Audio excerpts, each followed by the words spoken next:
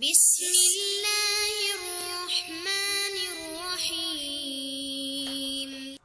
الحمد لله رب العالمين والصلاة والسلام على أشرف الأنبياء والمرسلين أما بعد فأستعيذ بالله من الشيطان الرجيم بسم الله الرحمن الرحيم السلام علیکم ورحمۃ اللہ وبرکاتہ۔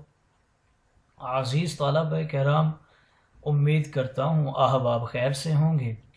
انشاءاللہ آج ہم مشکات المصابیح کے درس نمبر 12 میں کتاب الجہاد سے فصل ثانی سے احادیث نمبر 3824 سے لے کر 3829 کو پڑھنے کی سعادت حاصل کریں گے، جن میں ان احادیث مقدسہ کا ترجمہ ہوگا اور ساتھ ساتھ ان احادیث مبارکہ کی تشریح و توضیح کرنے کی سعادت حاصل کریں گے۔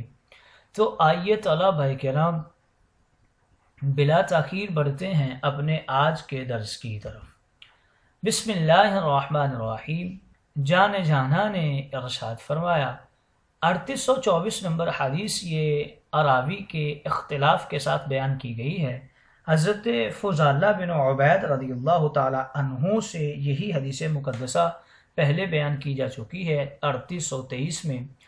3824 میں فقط راوی کا اختلاف ہے۔ حضرت عقبہ بن عامر رضی اللہ تعالی عنہ کی روایت ہے اور اسے دارمی نے روایت کیا ہے۔ یہ جہاد میں پاسبانی کے حوالہ سے ہے کہ جو شخص جہاد میں پاسبانی کرتا ہے اور جہاد میں قائم و دائم رہتا ہے تو اس بندے کے اعمال جو ہیں وہ قیامت تک چلتے رہتے ہیں مرنے کے بعد، اور وہ قبر کے فتنہ سے محفوظ رہتا ہے۔ آئیے بڑھتے ہیں طلبہ کرام آج کی اگلی حدیث مقدسہ کی طرف۔ حضرت معاذ بن جبل رضی اللہ تعالی عنہ سے روایت ہے، انہ سمع رسول اللہ صلی اللہ علیہ وسلم یقول من قاتل فی سبیل اللہ فواک ناقۃ فقد وجبت له الجنہ ومن جرح جرحا في سبيل الله او نكب نقبة فإنها تجيء يوم القيامة كأغزار ما كانت لونها الزعفران وريحها المسك ومن خرج به خراج في سبيل الله فإن عليه تابع الشهداء رواه الترمذي وابو داود والنسائی۔ حضرت معاذ بن جبل رضی اللہ تعالی عنہ ارشاد فرماتے ہیں، رسول کریم نے ارشاد فرمایا، انہیں کہتے ہوئے سنا گیا کہ جو شخص اللہ کی راہ میں جہاد میں اونٹنی کے فواک کے بقدر یعنی تھوڑی دیر کے لیے بھی لڑا، اس کے لیے ابتدا ہی میں جنت واجب ہو گئی، اور جو شخص اللہ کے راہ میں دشمنوں کے ہتھیاروں سے زخمی ہوا یا وہ کسی زخم کی تکلیف میں مبتلا ہوا تو وہ زخم قیامت کے دن اس حالت میں آئے گا جیسا کہ وہ دنیا میں تھا، یعنی وہ شخص قیامت کے دن اس حال میں آئے گا کہ اس کا وہ زخم زیادہ تازہ حالت میں ہوگا اور اس زخم کا رنگ زعفران جیسا ہوگا اور اس کی خوشبو کستوری اور مشک جیسی ہوگی، اور جس شخص کے بدن میں اللہ کی راہ میں پھوڑا نکلا قیامت کے دن اس پھوڑے پر یا پھوڑے والوں پر شہیدوں کی مہر ہوگی، یعنی اس شخص کے ساتھ شہیدوں کی علامت ہوگی، تاکہ جانا جائے کہ اس شخص نے دین کی سربلندی اور حفاظت کے لیے جدوجہد کی تھی، چنانچہ اس کو وہی اجر و انعام دیا جائے گا جو بقیہ مجاہدین اسلام کو ملے گا۔ یہ ترمذی، ابو داود اور نسائی شریف ان کی روایت ہے۔ اس حدیث مبارکہ میں بتایا گیا ہے کہ تھوڑی سی دیر بھی اگر جہاد میں شرکت کر لی تو وارے نیارے ہو جائیں گے۔ اس کی توضیح کے حوالے سے شارحین کرام لکھتے ہیں، فواک ناقۃ، اونٹنی کا دودھ جب نکالا جاتا ہے اس کے بچے کو تھنوں پر چھوڑا جاتا ہے، اونٹنی اپنے بچے کے لیے دودھ چھوڑ دیتی ہے، آدمی آ کر بچے کو ہٹا دیتا ہے اور خود دودھ نکال لیتا ہے، اس پر اونٹنی مزید دودھ کو روک لیتی ہے، آدمی چلاک ہوتا ہے وہ اونٹنی کے بچے کو دوبارہ نیچے لا کر تھنوں سے لگا دیتا ہے، اونٹنی سمجھتی ہے کہ بچہ دوبارہ آ گیا ہے اور وہ پھر دوبارہ نیچے دودھ پستانوں کی طرف چھوڑ دیتی ہے، آدمی پھر آتا ہے بچے کو ہٹا کر دودھ نکال لیتا ہے۔ اس طرح معاملہ 2-3 مرتبہ ہوتا ہے، ایک بار دودھ نکالنے اور دوسری بار دودھ نکالنے کے درمیانی وقفے کو فواکہ ناکہ کہتے ہیں۔ جس سے مراد تھوڑا سا وقفہ ہے۔ بعض شارحین نے فواق کا مطلب یہ بیان کیا ہے کہ دودھ نکالنے والا جب اونٹنی کے پستان پر زور ڈالتا ہے اور دودھ کھینچنے کے لیے ہاتھ نیچے کی طرف لاتا ہے پھر اوپر لے جاتا ہے، اس کے درمیان جو تھوڑا سا وقفہ ہوتا ہے اس وقفے کو بھی فواق ناکہ کہتے ہیں۔ یعنی اتنے معمولی وقت تک بھی اگر کسی نے جہاد مقدس میں جنگ میں حصہ لے لیا تو تاجدار انبیاء جانے جانا فرماتے ہیں کہ اس کے لیے بھی جنت واجب ہوگی۔ جوری حاج و رہن کے حوالے سے ذکر کر رہے ہیں، دشمن اور کفار کی طرف سے زخم لگنے کے معنی میں ہے۔ نقبہ اس سے عام مصیبت مراد ہے جو راستہ میں کسی حادثاتی طور پر پیش آ جاتی ہے۔ خراج یہ جسم میں دانہ اور پھوڑا نکلنے کو کہتے ہیں۔ یہ خاء پر ضمہ اور راء پر شد کے ساتھ اسے پڑھا جاتا ہے۔ تابع الشہداء کے حوالے سے ذکر کر رہے ہیں، تابع یہ مہر کو کہتے ہیں اور یہاں مطلق علامت مراد ہے۔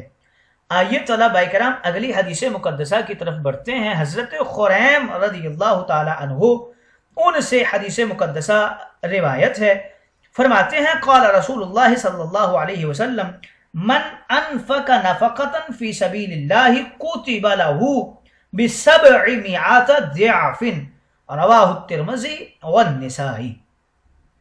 حضرت خریم ابن فاتق کہتے ہیں رسول کریم نے ارشاد فرمایا جو شخص خدا کی راہ میں یعنی جہاد میں اپنے مال میں سے جو کچھ بھی خرچ کرے گا اس کے لیے 700 گنا ثواب لکھا جائے گا۔ یعنی جہاد میں 1 روپیہ خرچ کرو 700 کا ثواب کما لو۔ اگلی حدیث مبارکہ کی طرف بڑھتے ہیں۔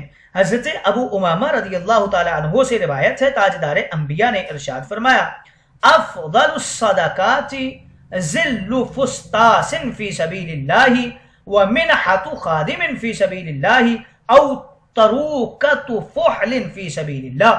یہ ترمذی کی روایت ہے۔ حضرت ابو امامہ کہتے ہیں رسول کریم نے ارشاد فرمایا بہترین صدقہ اس خیمہ کا سایہ ہے جو خدا کی راہ میں جہاد میں دیا جائے، اور بہترین صدقہ اللہ کی راہ میں خادم کا عطیہ کرنا ہے یا ایسی اونٹنی کا دینا جو نر کے جفتی کے قابل ہو۔ یعنی خدا کی راہ میں ایسی اونٹنی کا دینا افضل ہے جو نر کے ساتھ جفتی کی عمر کو پہنچ گئی ہو تاکہ وہ سواروں کے کام آ سکے۔ یہ ترمذی کی روایت ہے۔ فسطاس کے حوالے سے بتا رہے ہیں کہ بڑے خیمے کو کہتے ہیں، یعنی کسی مجاہد کو خیمہ دیا جس سے اس کو سر چھپانے کا موقع ملا، بہترین صدقہ یہی ہے۔ اور آگے بتا رہے ہیں کہ منہا کے حوالے سے بطور عطیہ یا رعایت کسی مجاہد کو خدمت کے لیے غلام دیا، یہ بہترین صدقہ ہے۔ تروکہ فحل کے حوالے سے ذکر کر رہے ہیں کہ فحل اس اونٹ کو کہتے ہیں اور تروکہ اس اونٹنی کو کہتے ہیں جو نر اونٹ کی جفتی کے قابل ہو، یعنی جو جوان اونٹنی کسی مجاہد کو دی، یہ بہترین صدقہ ہے۔ معلوم اس حدیث مقدسہ سے یہ ہوا ہے کہ جہاد کے رستے میں مال خرچ کرنا تمام راستوں سے افضل ہے اور بہترین صدقہ جاریہ ہے۔ آئیے طلبہ اکرام اگلی حدیث مقدسہ کی طرف بڑھتے ہیں۔ حضرت ابو ہریرہ رضی اللہ تعالی عنہ بیان کرتے ہیں قال قال رسول اللہ صلی اللہ علیہ وسلم لا یلج النار من بقى من خشیت اللہ حتى يعود اللبن في الدرع ولا يجتمع على عبد غبار في سبيل الله ودخان جہنم رواہ الترمذی وزاد النسائی فی اخرى فی منخری مسلم آبادا وفی اخرى له فی جوف عبد عبدا ولا يجتمع الشح والایمان فی قلب عبد آبادا۔ حضرت ابو ہریرہ رضی اللہ تعالی عنہ بیان کرتے ہیں رسول کریم نے ارشاد فرمایا وہ شخص دوزخ میں نہیں جائے گا جو خدا کے خوف سے زیادہ رویا ہو یہاں تک کہ دودھ تھنوں میں واپس نہ چلا جائے، اور کسی بندے میں اللہ کی راہ کا غبار اور دوزخ کا دھواں یکجا نہیں ہو سکتے۔ حاصل یہ ہے کہ مجاہد دوزخ میں نہیں جائے گا۔ یہ ترمذی کی روایت ہے اور نسائی نے ایک دوسری روایت میں یہ الفاظ نقل کیے ہیں کہ اور کسی مسلمان کی ناک کے دونوں نتنوں میں خدا کی راہ کا غبار اور دوزخ کا دھواں کبھی بھی یکجا نہیں ہو سکتے۔ اور نسائی کی ہی ایک روایت میں یہ الفاظ ہیں کہ بندے کے پیٹ میں خدا کی راہ کا غبار اور دوزخ کا دھواں کبھی بھی یکجا نہیں ہو سکتے۔ اس حدیث مقدسہ کی توضیح میں شارحین کرام لکھتے ہیں منخر یہ ناک کے نتنے کو کہتے ہیں، یعنی ناک کا سوراخ۔ شح کے حوالے سے بتا رہے ہیں دل کی کنجوسی اور ایمان کبھی اکٹھے نہیں ہو سکتے۔ شح اور بخل میں اتنا فرق ہے کہ بخل عام کنجوسی کو کہتے ہیں اور شح یہ ایک خاص قسم کی کنجوسی کو کہتے ہیں جس میں آدمی حرام کو کھائے اور واجب الادا حق زکوٰۃ کو دبائے اور دوسروں کا مال ظلمن کھائے۔ یعود اللبن فی الدرع یہ تعلیق بالمحال کی ایک مثال ہے، کیونکہ تھنوں سے نکلا ہوا دودھ واپس تھنوں میں کبھی بھی نہیں جایا کرتا۔ آئیے طلبہ کرام اگلی حدیث مقدسہ کی طرف بڑھتے ہیں۔ حضرت ابن عباس رضی اللہ تعالی عنہ سے روایت ہے، فرماتے ہیں جانے جانا نے ارشاد فرمایا قال رسول اللہ صلی اللہ علیہ وسلم عینانی لا تمسہما النار عین بکت من خشیت اللہ وعین باتت تحرس فی سبیل اللہ رواہ الترمذی۔ حضرت ابن عباس کہتے ہیں رسول کریم نے ارشاد فرمایا دو آنکھیں ایسی ہیں جن کو دوزخ کی آگ چھو بھی نہیں سکے گی، ایک تو وہ آنکھ جو خوف خدا سے روئی ہو اور دوسری آنکھ وہ ہے جس نے خدا کی راہ یعنی جہاد میں کفار سے مجاہدین کی نگہبانی کرتے ہوئے ساری رات گزار دی ہو۔ یہ ترمذی کی روایت ہے۔ اس کی توضیح میں شارحین حدیث کچھ یوں لکھتے ہیں کہ اس حدیث میں دو قسم کی آنکھوں کی فضیلت کا بیان ہے۔ ایک تو عالم و عابد کی آنکھ ہے جو عبادت و علم میں مشقت اٹھاتی ہے، اور دوسری مجاہد کی آنکھ ہے جو چوکی داری میں جاگتی رہتی ہے۔ رب تعالیٰ نے دونوں آنکھوں پر دوزخ کی آگ کو حرام فرما دیا ہے۔